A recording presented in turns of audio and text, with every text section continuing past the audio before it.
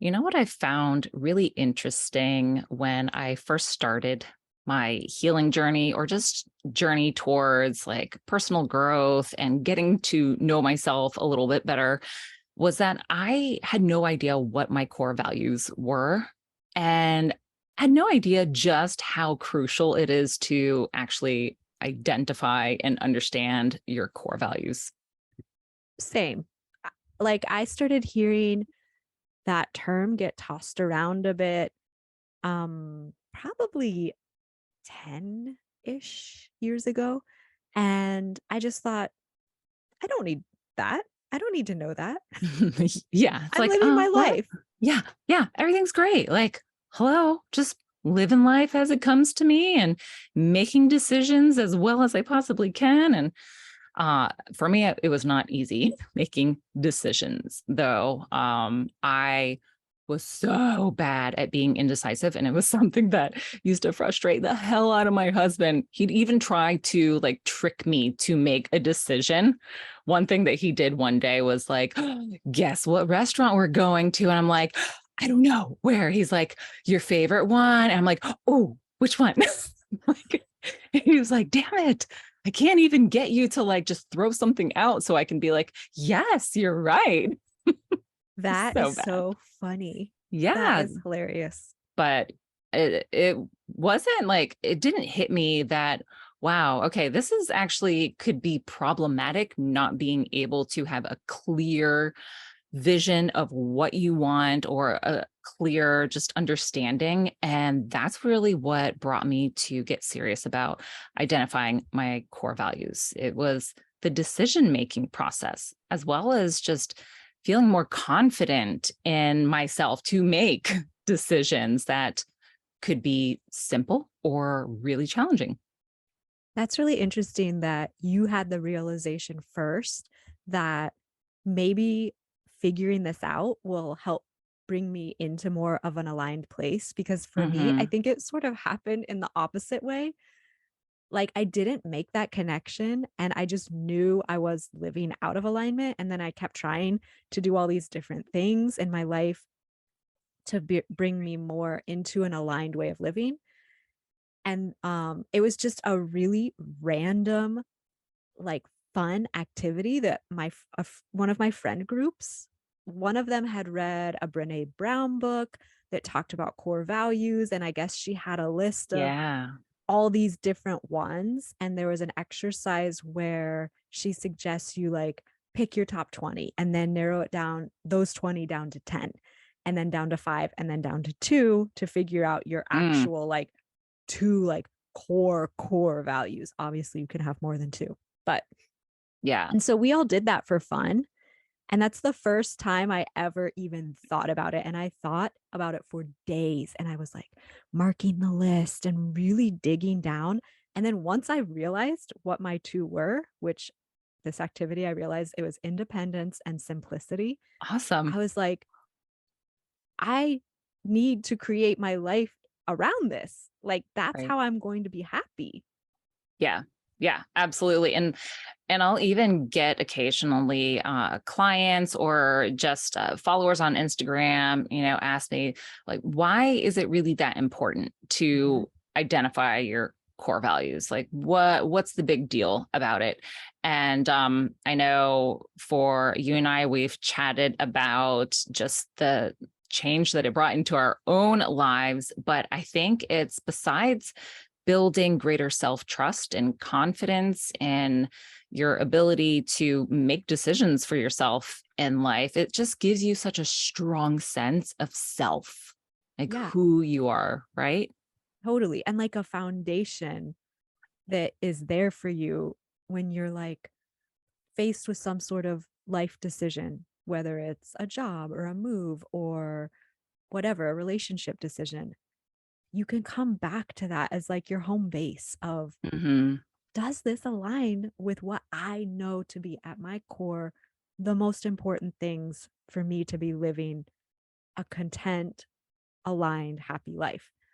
Yeah, And yeah, it's like a roadmap in a sense for decision making. absolutely. And especially like if you're an indecisive person like I was before, how are you supposed to make decisions when you're not clear? You don't know what it is that means the most to you, Right. what you strive for in your life. And what I think is really cool is initially I thought when it came to core values that it was about like what I wanted to have in my life. That was my focus. Whereas in reality, and I learned this from a mentor of mine, that it's not about what you have, but it's about how you feel. And that is what your core values are all about, is the feeling that you're desiring. Because as human beings, that's ultimately what guides our decisions throughout life and our actions, is the feeling that we want to get out of it. Yeah. And I think one of the coolest parts is how different all of our core values can be. It might lead us to the same place of feeling, that you're living in integrity, that you're all these things, but Hmm. um having different values is what sort of enriches our lives and the people in our lives and our culture and our society. Hmm. Yeah. And one thing that I will do with my coaching clients to help in identifying the core values is I'll have them kind of dream big and Mm. say, like, in 5 years, what do you desire for your life or your business? And just have them really list it out. And from there, I'll kind of ask certain questions to dig a little bit deeper into the feeling of it. And it's kind of like, someone saying that, oh, I want to make six figures a year. Great. But why? Because you can still make six figures, but be so incredibly stressed out or still Mhm. suffer from depression or whatever, it might be that you're desiring to replace, the feeling with. So it's getting clear on, why does this thing, whether it's the money or the car or the travel, mean so much to you? What's the feeling that you want to get out of it? And like you said, Carrie, just the difference for each one of us is super cool, just to see how incredibly different everyone's values are. And so I would love to hear yours, Carrie. I know we kind of separately Wow. worked on identifying our values. And so I haven't heard yours yet. And I know you shared the two core ones, but what Yes. else? So, with independence being so important to me, which when before I did that exercise, I had no idea that was really important to me, but it completely makes sense the more work I've done on myself and realized what's going on with me Hmm. and my conditioning and what I'm trying to achieve in my life.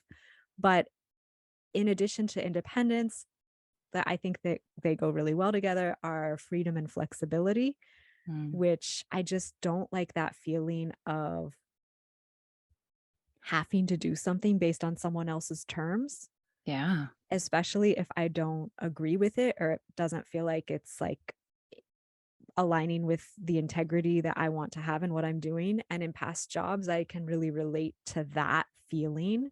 And I hated that feeling. Yeah. Like not feeling free Not to feeling free make with my decisions. Yeah. time, not feeling free with my Yeah. decisions, not feeling free with like my location, and not even in terms Mm. like, for example, when I worked in public education, I had to be at the school all day. So even if I had a break, I couldn't really easily leave to go do things because you Yeah. have to be there during Yeah. that time. And our breaks, to eat lunch and things were so short, you couldn't really do any errands or appointments like a lot of people can do who get an hour-long lunch break at a more traditional like business or corporate job, which I did also have in my past. So I felt like so much more freedom of my time, even in a corporate job, compared to like public education. So those two contrasts Mm. were interesting to me to see. Um, but I mean, freedom and flexibility and independence can be related to so many things in terms of Hmm. work.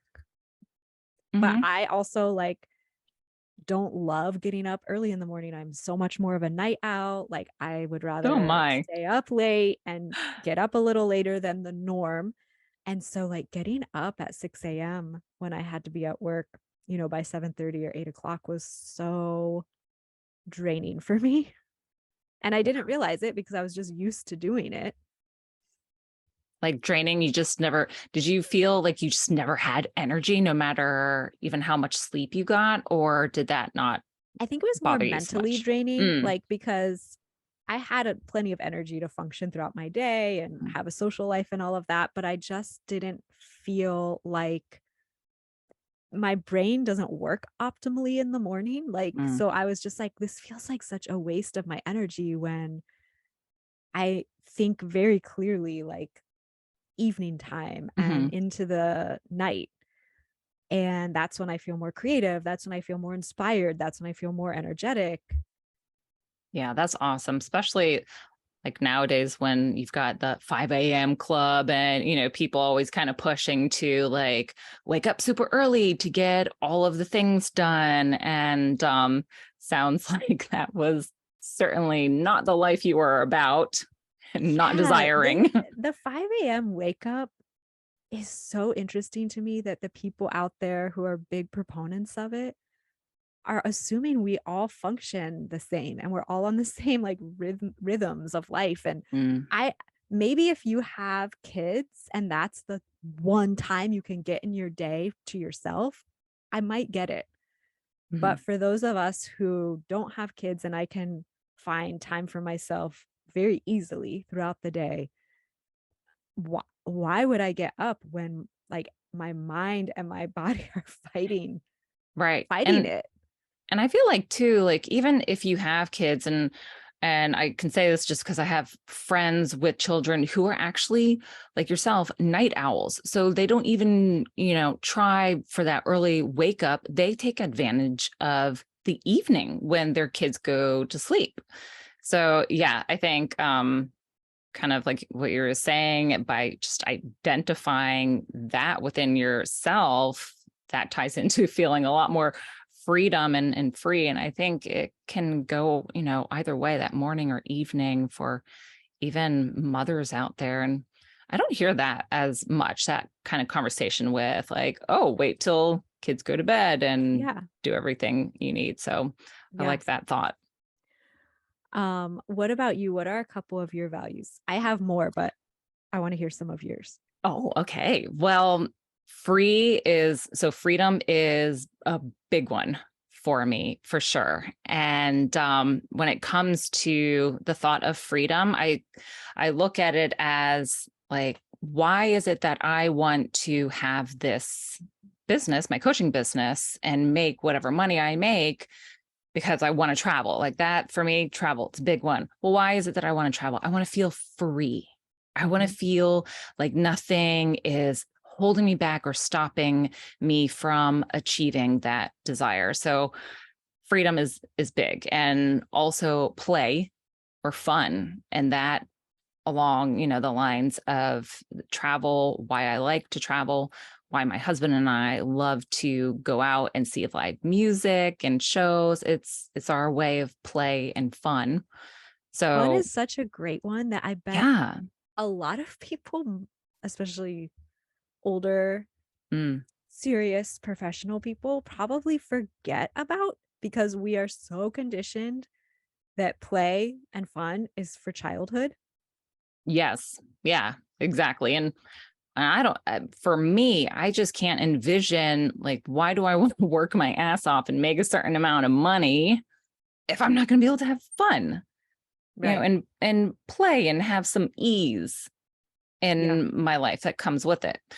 But on a whole nother level, contribution is a big Mm. one for me. And another reason why I am striving for the career with my business, the income, because I want to contribute.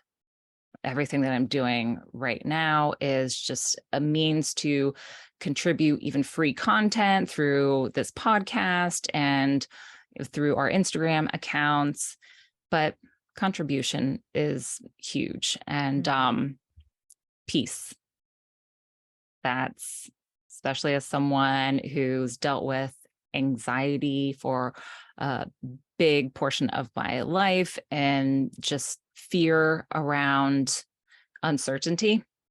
Peace is another major core value for me. Just feeling that within everything that I do. That's amazing, and it aligns really well with your Enneagram type, Oh, type 9. 9, right? Yeah. Yeah, How does that align? the core Oh, okay. desire of type 9 is peace and feeling inner That's peace. awesome.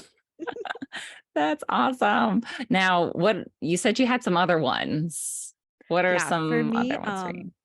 so simplicity, Mm. which I never in my life thought I would actually embrace minimalism.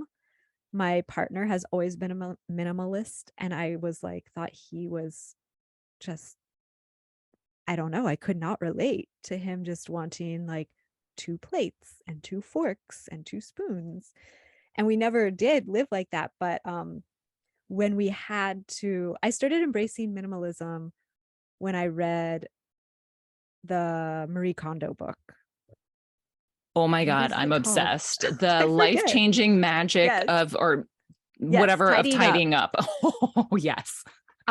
We lived in a tiny apartment in Seattle when I read that book, and I went through and did it by the book diligently, and we ended up getting rid of 45 full-size garbage bags of stuff.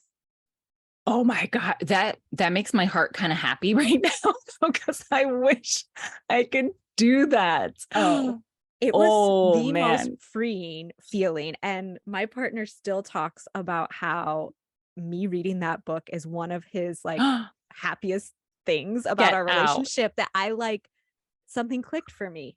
He's like, "I don't know what I would like, how we'd be if you were still, like, keeping all this stuff." It just clicked, and then when we moved to Spain, we had to get rid of everything we owned, Mm, and we literally only had, like, 4 suitcases of possessions. Um, that's awesome though. so I really felt the true minimalistic lifestyle, Yeah. and I can't imagine going back to just having Yeah. a lot of stuff, because I don't think this is necessarily true for everyone, but for me, I really did feel weighted down by it, and I didn't know I was feeling that way because it's just how I had always lived. And then when the stuff was gone, it was like this space and Mm. breath Did in you my life. feel peace? Yeah, a sense of Yeah. just calm, Yes. and it Yeah. it was amazing. So I do say that another, like, area of my values are simplicity, Mm. minimalism, and quality, because I am a big believer in, like, quality over quantity. Yeah. And anything I'm doing or purchasing, like, I'll research, like, to get the best thing so I don't have to, like, buy a bunch of cheap ones because they keep breaking or whatever. No, I get that. I had the hardest time switching that mindset over. Did you, or were you like, no, no, no, this feels right. This is great In terms because of, like, the stuff. cost, like the price of Oh, no, things. this is still a work in progress, and I think, I mean, it has a lot to do with, like, Mm. upbringing, because in my Yeah. family, getting the deal or the bargain was a big part of Yeah. the purchase.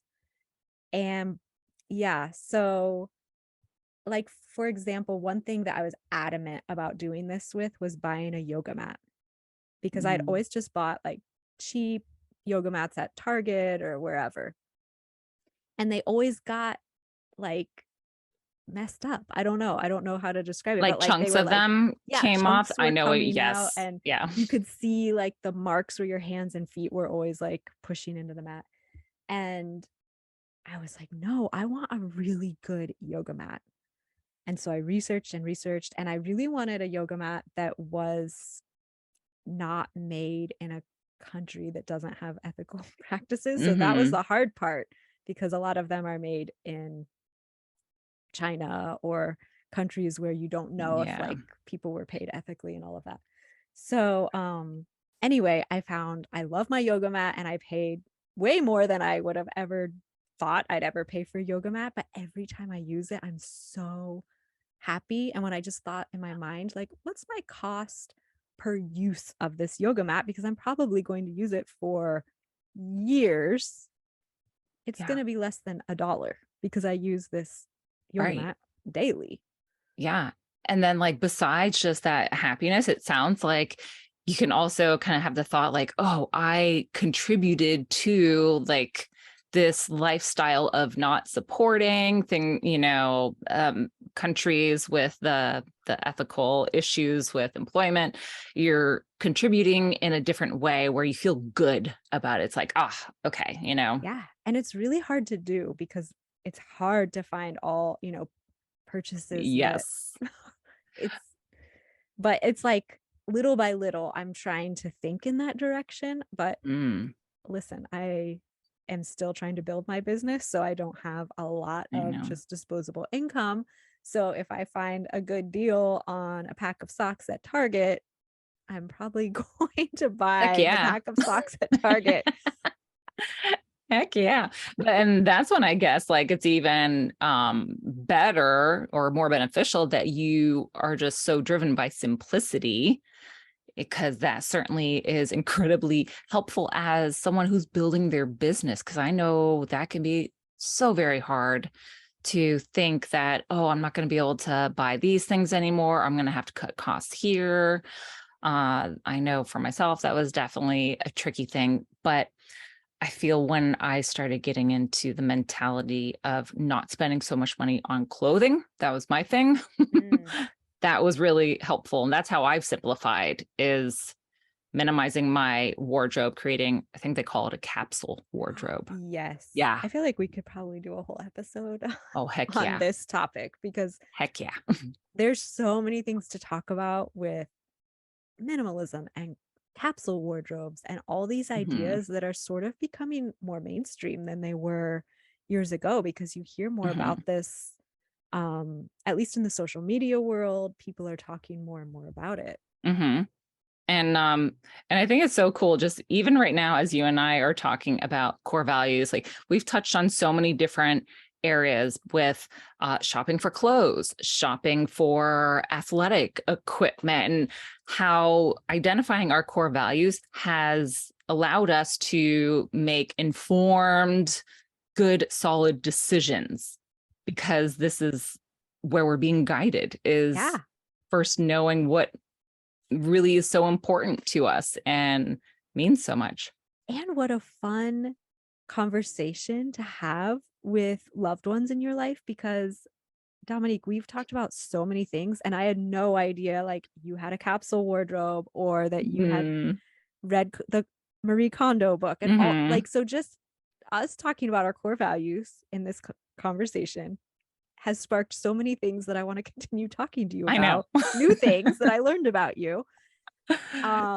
And back when my friends and I did that core values exercise and we like tried to narrow it down to two, we a group of four of us all met for like a glass of wine one night and we sat and we talked about all of our core values and we had the best conversation. It was Wow. so fun. Even the guys got into this because I didn't think my Wow. partner would like want to do it and he was super into it. That's So, it might be a awesome. fun thing to do with people in your life. That would be absolutely amazing because, of course, I would geek out when you're having that kind of conversation. But it helps you better understand other people. And I know we've had conversation about viewing the world through a lens of compassion. This is very much one of those ways of doing so, is just simply getting to know someone at that deeper level, knowing, why they make the decisions that they make at a certain level by understanding what their core values are. And so I think it would be great for us to throw out some tips, Carrie, to our listeners on how they can identify their own core values. And so if you are listening, I would say pause this or just quickly go run and grab a notepad and a pen, because I think that we can certainly offer some really good tips for those of you who are wanting to just gain some clarity on it. Yeah, for me, when I was, like, really oblivious to this and didn't see any value in it, it really helped when my friend suggested this exercise to have that list of just to get the juices flowing because I don't think I could have on my own Mhm. thought of all the possibilities out there. So that having that support the first go around was really helpful to me. Yeah, and as far as the list goes, are you talking about the one from Brené Brown, I her think it was exercise Brené's for it? list. I think Yeah, it was hers, but I'm sure if you Googled core values, core I bet values there and are a lot of things out there for it at absolutely. this point.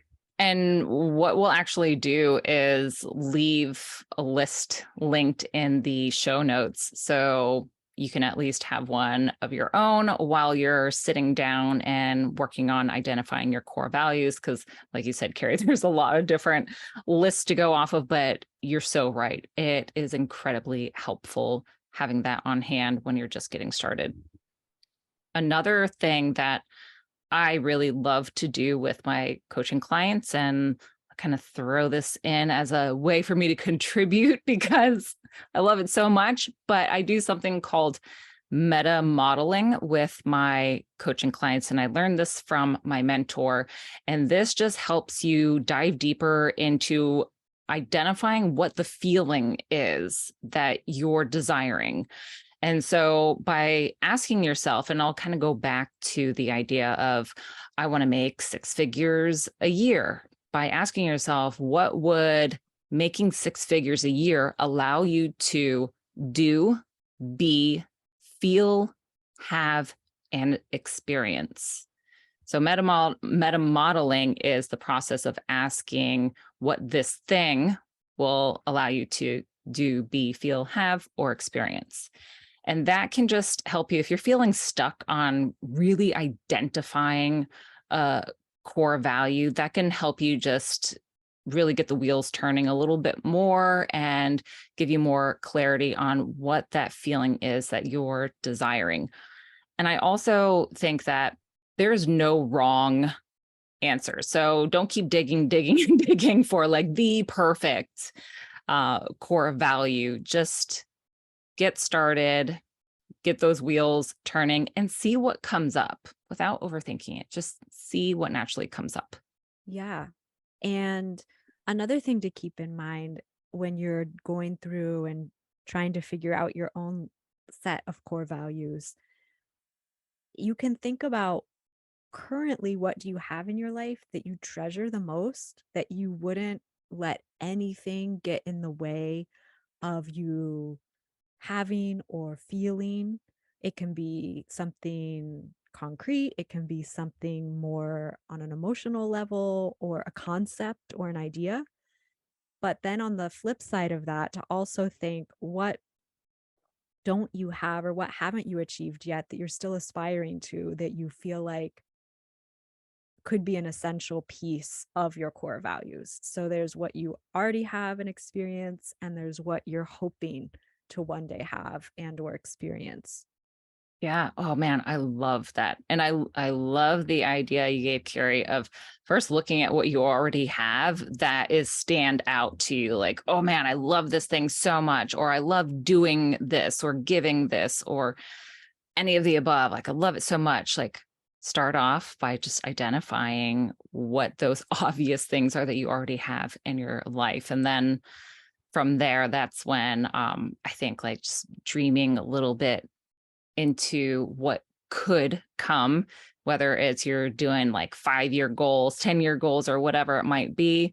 Just dream big and go with the flow of identifying why it is that you want to achieve those things. But I think core values are just such an amazing thing to identify. And they have greatly, identifying my own has greatly changed my life. I mean, in ways I never imagined.